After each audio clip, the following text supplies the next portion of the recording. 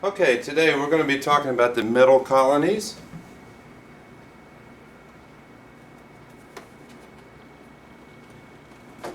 These are the colonies of New York and New Jersey. These colonies actually belong to the New Netherlands, but in 1664 the English were able to capture the New Netherlands and they took it over and they named it New York and New Jersey. Now, once the English had captured this land, the King of England gives part of the land to his brother. As you can see, the King of England, a gift to you, my brother. Thank you, my brother. And so that's quite a nice gift that he gives his brother, is this brand new, or these new territories, which they will now change the name to New York and New Jersey. All right. The king's brother was a proprietor. A proprietor is a person who owned and controlled all the land in a colony. The King of England, his brother's name is James. And so James gives some of the land to his friends. And his lands take this land and they name it the colony of New Jersey. So we have New York and we have New Jersey. Proprietors, then, a proprietor, as we said, is a person who owns and controls all the land in a colony. The next thing a proprietor does is that they get to pick a governor. Now the governor, their job is to make all the laws.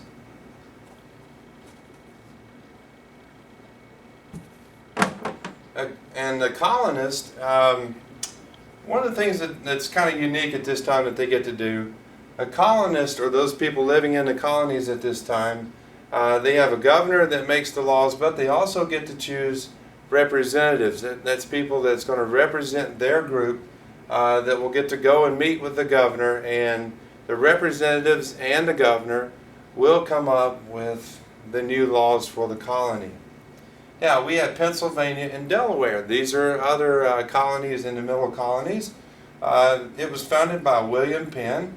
It says William Penn founded a colony and wanted religious freedom for all civilians. Okay? Now what this means is William Penn is a Quaker. You'll read in your book in just a few minutes about the Quaker religious, or the religious group of Quakers, and their ideas. One of the things that they believed in was religious freedom for all.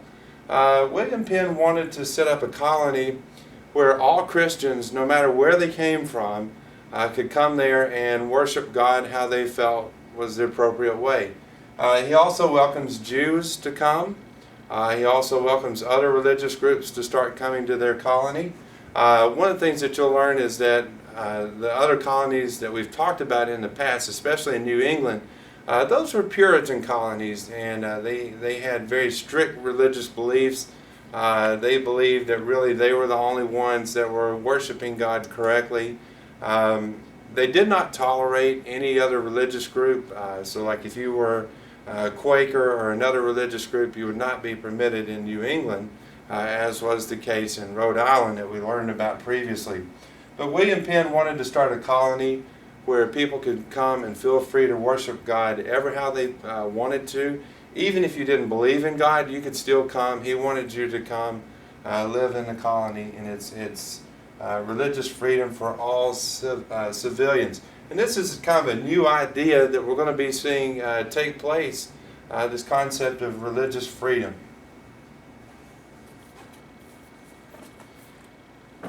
One of the most famous people in this colony of Pennsylvania is Ben Franklin.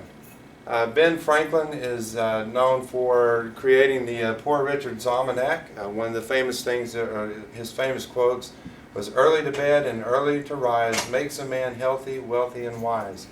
Ben Franklin is known for several things. For example, he created the first post office. He also created the first fire department. We see this taking place in Pennsylvania, or in Philadelphia. Franklin is also going to play a major role later in our studies as we learn about the Declaration of Independence and the Constitution. Franklin has a lot to do with that. We could talk for a long time about Ben Franklin and all the different inventions that he's created, if you're interested in that, you can research that and let us know what you come up with.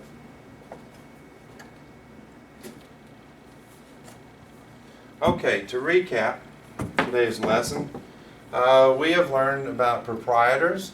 Proprietors owned the Middle Colonies. For example, William Penn founded the colony of Pennsylvania. And the main thing to remember is that he wanted religious freedom. Philadelphia became the biggest city in the British colonies. Thank you for your time, and I hope you enjoyed.